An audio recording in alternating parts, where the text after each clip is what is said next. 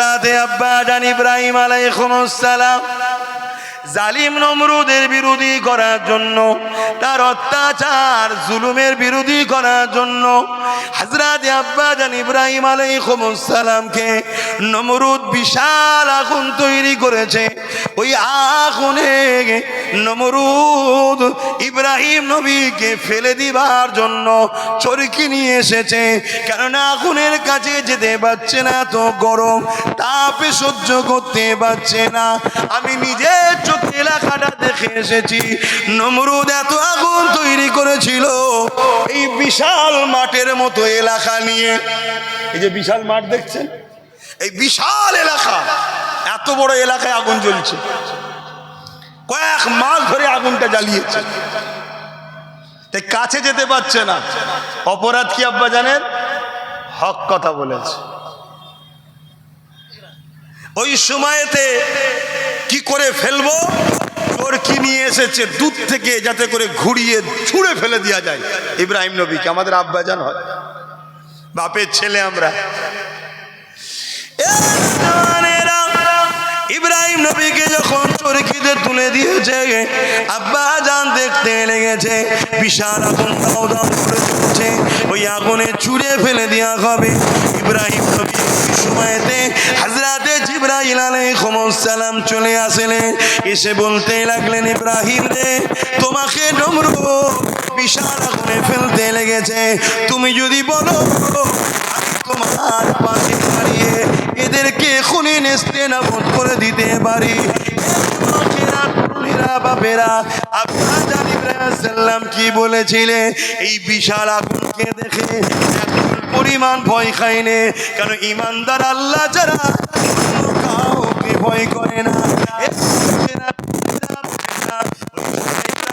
বলেছিলেন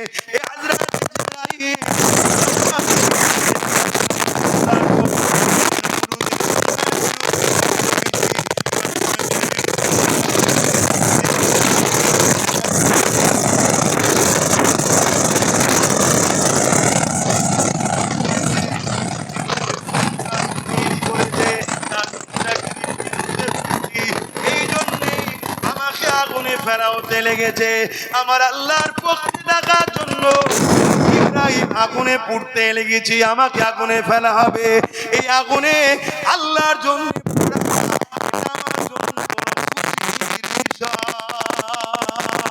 তবে ইব্রাহিম আমার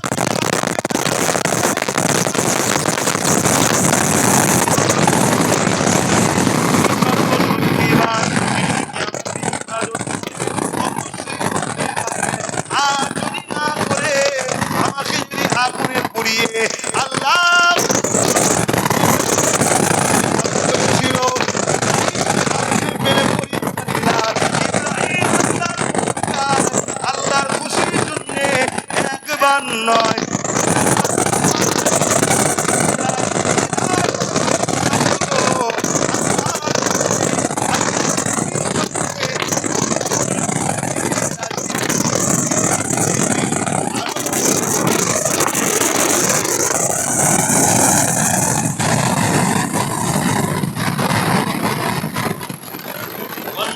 কথা বলার হুকুম কার? এতিমকে ভালোবাসা, বিধবাকে ভালোবাসা, গরিবকে ভালোবাসা। সে যদি হিন্দু গরিব হয় তারও সাথ দেওয়ার হুকুম কার? জোরে বলো।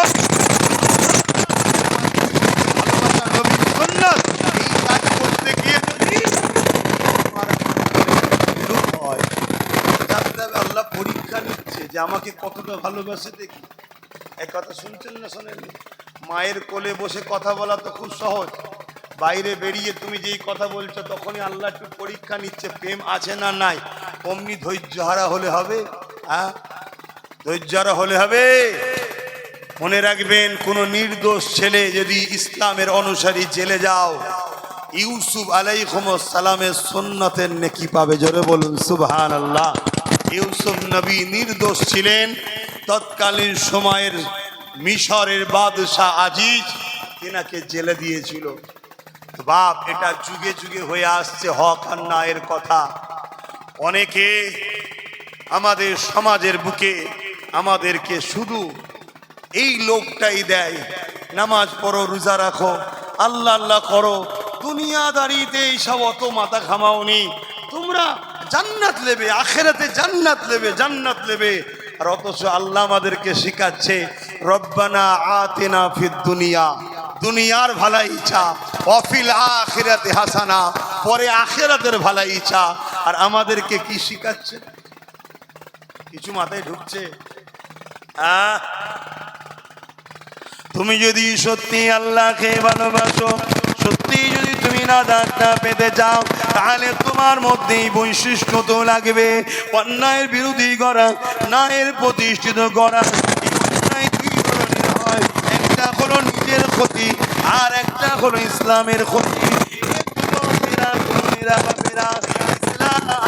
ক্ষতি যারা করবে, ওই অন্যায়কারী কখনো ঈমান থাকতে পারে না। করবে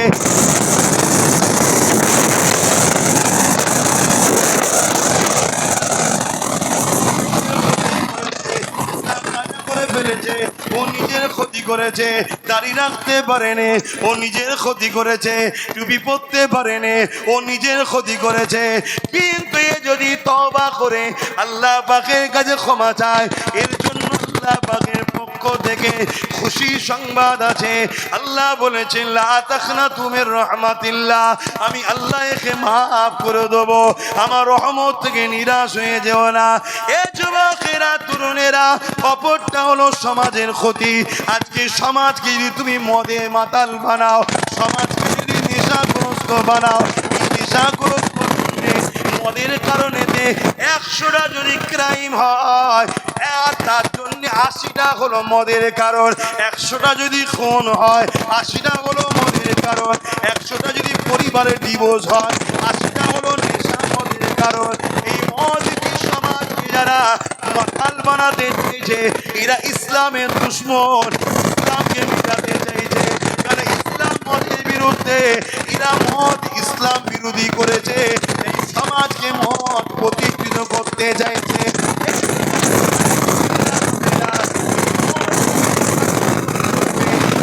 কখনো ঈমান থাকতে পারে না।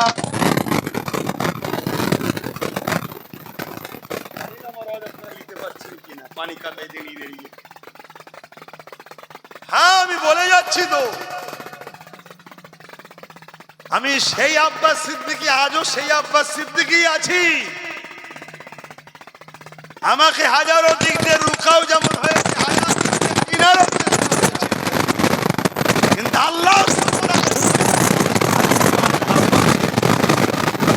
এটা আমার কোনো কৃতিত্ব নয়, এটা আল্লাহর দয়া, নবী মুহাম্মদ সাল্লাল্লাহু আলাইহি ওয়াসাল্লামের গোলামির ওসিলা ফল।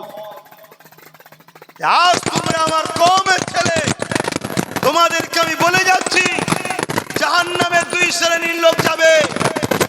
মন দিয়ে শোনো, জাহান্নামে 2 শ্রেণীর লোক যাবে।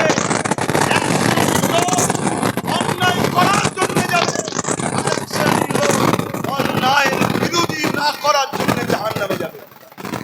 এর নাম ইসলাম।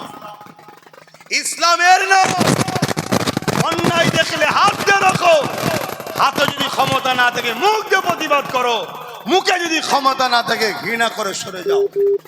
যদি এই 3টের মধ্যে কোনোটা না থাকে, হয়তো অন্যায় করুনি, কিন্তু অন্যায় বিরোধী না থাকার জন্য তোমার ঈমান নাই, তোমাকে জাহান্নামে যেতে হবে। এটা রাসূলুল্লাহর হাদিস, এর নাম ইসলাম। আসো আসো, জালিম অত্যাচারী শাসক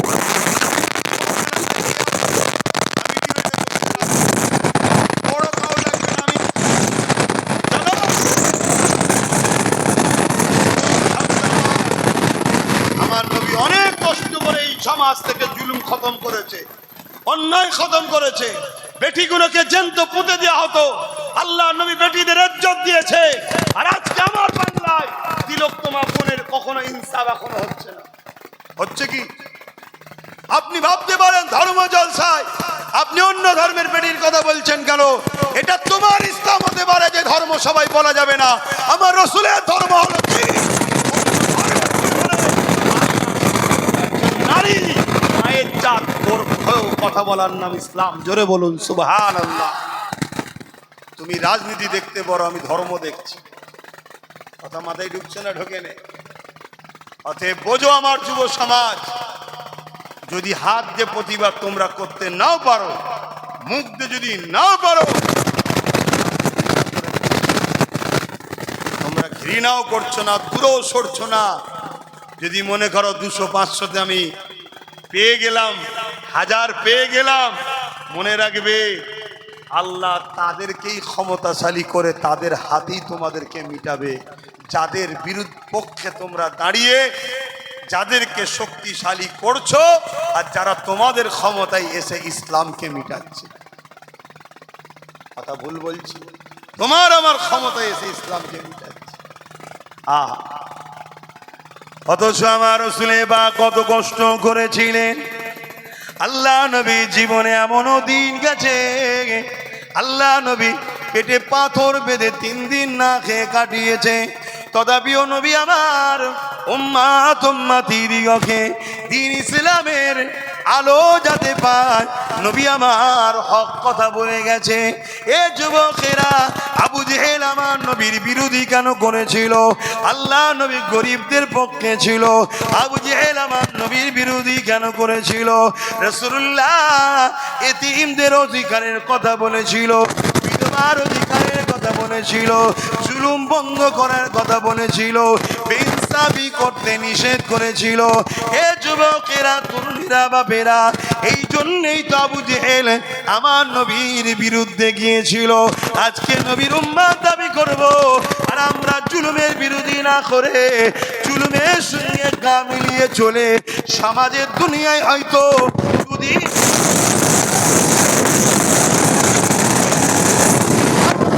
হবে।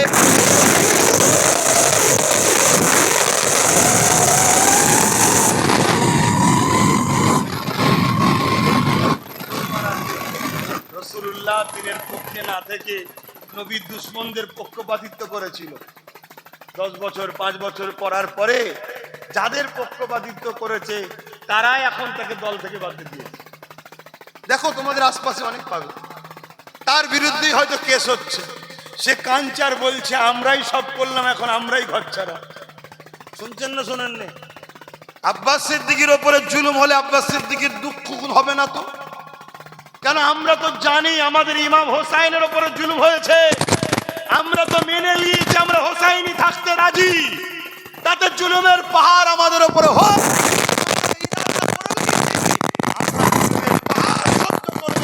হোসাইন হুজুরকে ছাড়বো না। জোরে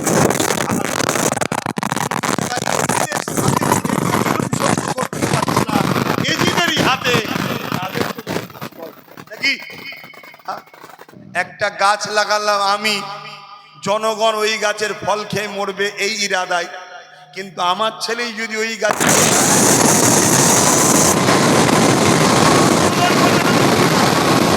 জনগণকে মারার জন্যই লাগিয়েছিলাম, আমরা সবাই মিলে গাছটা তৈরি করলাম, এখন সেই গাছই এখন আমাদের ঘরেই ছেটে দিচ্ছে।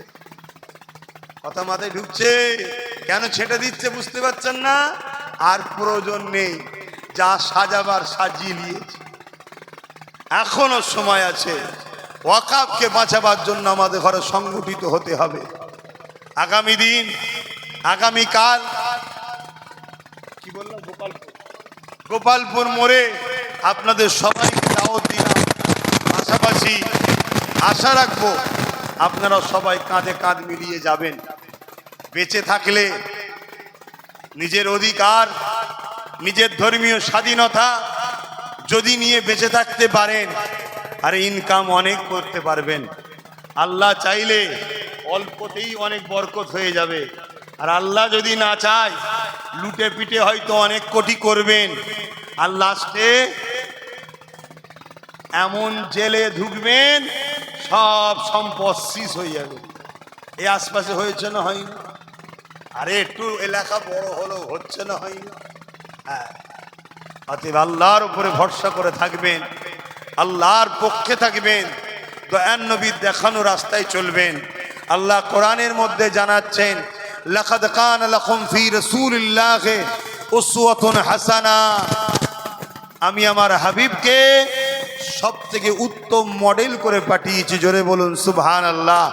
আমাদের সমাজনীতি, আমাদের ধর্মনীতি, আমাদের প্রতিবেশী নীতি, আমাদের সংসার নীতি, আমাদের রাষ্ট্রনীতি, আমাদের রাজনীতি, আমাদের এডুকেশন নীতি, আমাদের অর্থনীতি সব করতে হবে মুহাম্মদ রসুল ছাড়া অন্য কাউকে ফলো করে করাই হলো হারাম। আর আমার নবী এত সুন্দরভাবে আমাদের শিখিয়ে দিয়েছে, আমরা আরবে থাকলে কিভাবে থাকব সে নীতি যেমন শিখিয়েছে। আমরা সর্বধর্মের দেশ, সম্প্রীতির দেশ, গণতান্ত্রিক দেশ, ভারতবর্ষে থাকলে এখানেও কিভাবে থাকবো ওটাও আমার রসুল পাক আমাদেরকে শিখিয়েছে। জোরে বলুন সুবহানাল্লাহ। মনে রাখবেন, আমার নবীর মতো পৃথিবীতে কেউ আসেনি আর আসবে না। অতএব সেই নবী পাক সাল্লাল্লাহু আলাইহি সাল্লামের আদর্শ শিক্ষা দেওয়া হয় মাদ্রাসায়। তাই মাদ্রাসাকে সন্ত্রাসরা বড় ভয় করে। কেন? মাদ্রাসা থাকলে দেশ প্রেমিক বেরোবে, মাদ্রাসা থাকলে গরিব প্রেমিক বেরোবে, মাদ্রাসা থাকলে আব্বাস সিদ্দিকী বেরোবে, যে আব্বাস সিদ্দিকী চোরকে চোর বলবে।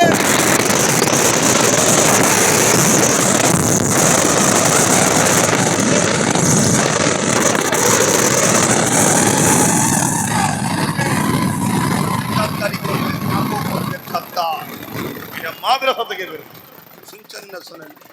তাই যারা এই মাইন্ডের লোক,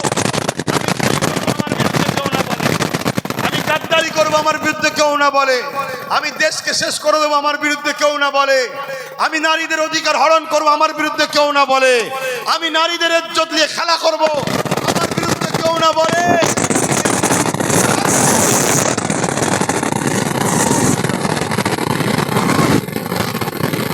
কিন্তু তারা দেখছে আমরা তো চাইলে শুধু হবে না। ভাই অসুবিধা হচ্ছে? আমরা তো চাইলে শুধু হবে না, আমাদের ঘরে খেয়াল রাখতে হবে মাদ্রাসা থাক, এই দাবিতে একটা শক্তি না উঠতে পারে। এক কাজ করো, মুসলমানদের মধ্যে থেকে খোঁজো কে আছে যার কাছে মসজিদ আগে নয় অর্থ আগে, মাদ্রাসা আগে নয় অর্থ আগে, পরিবার আগে নয় অর্থ আগে, ইসলাম আগে নয় অর্থ আগে। এরকম মুনাফেক মুসলমানদের ঘরে অর্থ দাও, প্রশাসনিক সহযোগিতা দাও, বোম দাও, বন্দুক দাও, মুসলিম এলাকা থেকে তাদেরকে নেতা বানাও, তারা থাকবে আমাদের লোক। মুসলমান যখন মাথা চারা দেবে ওদের দ্বারাই মুসলমানকে দমিয়ে আমরা রাখবো। এই পরিকল্পনা পুরো দেশ জুড়ে, পুরো পৃথিবী জুড়ে যুগ যুগ ধরে চলে আসছে, আজও চলছে। আর এই কথা যখনই আমি বলবো, এই সকল মুনাফেক গাদ্দার মার্কা যারা ওই বেঈমানদের সাথী আছে, তারা তখন আমাদেরকে গালিগালাজ করবে, আমাদেরকে ছোট বড় কথা বলবে, আমাদের আশাতে তারা আপত্তি করবে, আমাদের গিয়ে বিভিন্ন রকম খিল্লি করবে, আমাদের নিয়ে বলবে এরা ধর্ম কারবার ব্যবসায়ী। শুনছেন তো নাকি? শুনছেন না শোনেননি? এসব কথা বলবে, খুব সাবধান হন। এ জাতির কাছে আমি আবার বলে যাচ্ছি, যদি আপনাদের বিশ্বাস হয় দুনিয়ার কোনো শক্তি আপনাদেরকে বাঁচাবে, তাহলে আব্বাস সিদ্দিকী এতক্ষণ যা আলোচনা করেছে সবই ভুল। আর যদি মনে হয় যে আল্লাহর রহমত ছাড়া আমরা বাঁচতে পারবো না, এ ঈমান যদি আপনাদের থাকে, তাহলে আল্লাহর রহমত হলো মুহাম্মদ রসুল সাল্লাল্লাহু আলাইহি সাল্লাম। সেই নবীর আদর্শকে মজবুত করে ধরুন। সেই নবী বলছেন, তোমরা যদি আমাকে মানো, আমি নবী তোমাদের কাছে তিনটে জিনিস রেখে যাচ্ছি। কটা? একটু আঙুল তুলে দেখাবেন না? জোরে বলুন না। তিনটে। নাম্বার 1 কিতাবুল্লাহ, নাম্বার 2 আমি যা করেছি আমার সুন্নাত, নাম্বার 3 আমার আহাল, আমার পরিবার। জোরে বলুন সুবহানাল্লাহ। আল্লাহর নবী তাই বললেন, এ আমার মাননেওয়ালারা, দাড়ি দেখে টুপি দেখে অনেক লোক থাকবে তোমাদেরকে ধোঁকা দিয়ে দেবে। আমি রসুল তোমাদেরকে বলে যাই, তোমরা কোরাইশের নেতৃত্ব মানবে। কার নেতৃত্ব? জোরে বলো। ধর্মের লিডার কি হবে? কোরাইশ। সমাজের লিডার কি হবে? কোরাইশ। রাজনীতির মুসলমানদের লিডার কি হবে? কোরাইশ। তার পিছনে কোটি কোটি সবাই থাকতে পারে, সেটা আলাদা। মেন যে নেতৃত্বটা দেবে, মেন মাতা, সে যেন কোরাইশ হয়।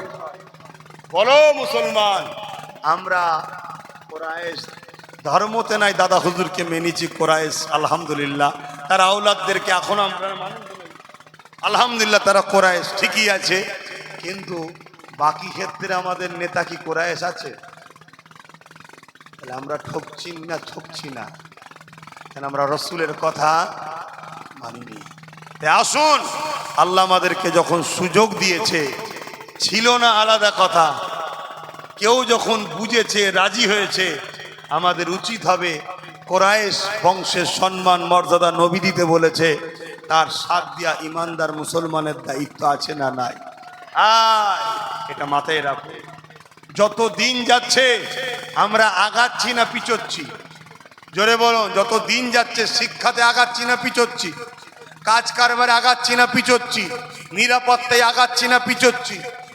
ও কি বলে, প্রশাসনিক জুলুমে থেকে রেহাই পাচ্ছি না, জুলুম বাড়ছে? যত দিন যাচ্ছে সবই তো আমাদের উপরে বেড়েই যাচ্ছে। অতএব মন স্থির করো, এত বছর ধরে তো জুলুম সহ্যই করলাম, যা হয় হবে। আমরা আমাদের একটা ভাগ বুঝে নেব কোরাইশ নেতাকে সামনে রেখে। রাজি আছেন না? না, আমি যদি আগামী দিন ডাকি বিড়ি কেটে, আমিও কোরাইশ বংশের ছেলে, ডাকলে আপনারা খরচ করে আমার ডাকে সাড়া দিতে পারবেন? এটাই তো নেতৃত্ব মানা, পারবেন? আলহামদুলিল্লাহ, আল্লাহ কবুল করে বোন, আল্লাহুম্মা আমিন। আমি পুরো বাংলায় ঘুরে ঘুরে দেখছি, হাত তুলছি, যদি যারা হাত তুলছে, হাত যদি সত্য হয়, আল্লাহকে সাক্ষী রেখে বলছি, ও ব্রিকেট একদম ছোট একটুখানি হয়ে যাবে, ওরকম আরো অনেক কটা লাগবে। আমি যেখানে যাচ্ছি মানুষ যেভাবে সাথ দিচ্ছে, তা আপনাদের হাতটাও সত্য তো নাকি যারা তুলেছেন? আশা রাখছি সব জায়গার মানুষই হাত তুলছে সত্য। আল্লাহ কবুল করে বোন, আল্লাহুম্মা আমিন। নামাজের দিকে আমাদের যেতে হবে, সময় সংক্ষেপ। এসেছি গুটি কতক কথা এলোমেলোভাবে বললাম, কেউ কষ্ট পেলেন? কোরআন হাদিসের বাইরে কোনো কথা বলেছি? দেখবেন হয়তো কাল আমার সমালোচনা অনেকে করতে পারে, করবে, অসম্ভব কিছু নয়। কিন্তু মনে রাখবেন, সে হলো মুনাফেক। সে কে? মুনাফেক। কেন কোরআন হাদিসের পক্ষে বলাতে কোনো মুসলমানের যদি কষ্ট হয়, জানতে হবে সে মুনাফেক। ঠিক না বে ঠিক গো? আজ আমার মসজিদ চলে যাচ্ছে, ওই মুসলমানদের মুখে কথা নাই। মাদ্রাসা, কবরস্থান, ঈদগাহ চলে যাচ্ছে, ওর মুখে কথা নাই। কি বলছে? আরে কি বলবো, কেন? আমাদের তো রাজ্য সরকার বলেছে বাংলায় হবে না, বলেছে না? বলেনি? ওই জন্য আমরা বলিনি। কি বলেছে? যতদিন আমি আছি ততদিন হবে না, তাই তো নাকি? কালকে যদি মরে যাই, এই মরণ হতে পারে না? পারে না? আমি তার মরণের দিকে তাকিয়ে নাই, কিন্তু মরণ হবে না? হবে না? তাহলে তারপরে হবে তো। আইন যখন হয়ে যাবে, আজ নয় 10 বছর পরেও তো হবে। তাহলে এখন আইন হয়ে গেছে, এটাকে বন্ধ করার রাস্তা সুপ্রিম কোর্টে চলছে। অতএব সেখানে লড়াইয়ের দরকার আছে না? দ্বিতীয় নম্বর কথা, ইনি যদি সত্যিকারের এর বিরোধী হতো, তাহলে সুপ্রিম কোর্টে তো কেস করতো। তিলোত্তমাকে যারা ধর্ষণ করেছে তাদেরকে বাঁচাবার জন্য কেস করছে, উকিল লাগিয়েছে। জানেন না? জানেন না? হ্যাঁ। আর এত বড় একটা ইস্যু, পুরো মুসলমানদের অস্তিত্ব মিটে যাবে, সেখানে একটা কেস করেছে। দ্বিতীয় নম্বর কথা, বিধানসভাতে নিন্দা বিল পাস করেছে, রেজুলেশন করেছে? করেনি। 3 নম্বর কথা, শুধু বলতে পারতো যে আপনারা এখানকার ব্যাপার নয়, দিল্লিতে গিয়ে আন্দোলন করলে হয় না, এখানে কেন আপনারা আন্দোলন করছেন? আর যদি করতে হয় মাঠে ঘাটে করবেন, রাস্তাটা অবরোধ করবেন না, আমি আপনাদের কাছে সহযোগিতা চাইছি, ভদ্রভাবে বললে হতো না? কিন্তু সেখানে কি বলেছে? হক কথা ফক করে বেরোয়। রাগ রয়েছে আমাদের উপরে, বেরিয়ে পড়েছে কি, যদি বাংলায় কেউ আকাবলে গুলো,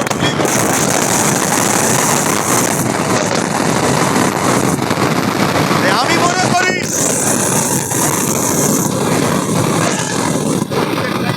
মুসলমান অলরেডি লিয়েছে না লাইনে। আমরাও বলছি আজকে, আমার ওয়াকাবের বিরুদ্ধে যারা, তারা আমাদের শত্রু। অতএব যারা আমার ওয়াকাব আন্দোলনকে রুখতে চাইবে, লাগে না আমার কাছে আল্লাহ রসুল আগে। ঠিক না বেটি? আমি আমার কথা বলে যাচ্ছি। আমার ভাই নওশাদ রাজনীতি করছে, জানেন তো নাকি? কোনো দিনের যদি আল্লাহ রসুলের বিরুদ্ধে যায়, ওকে দল ছাড়া তো দূরের কথা, আমি ওকে সাপোর্ট করি জানেন তো নাকি আপনারা? হ্যাঁ আমি সাপোর্ট করি ওকে, আমার ভাই হয় সাপোর্ট করি, আবার কোরাইশ বংশের ছেলে, ইমানদার।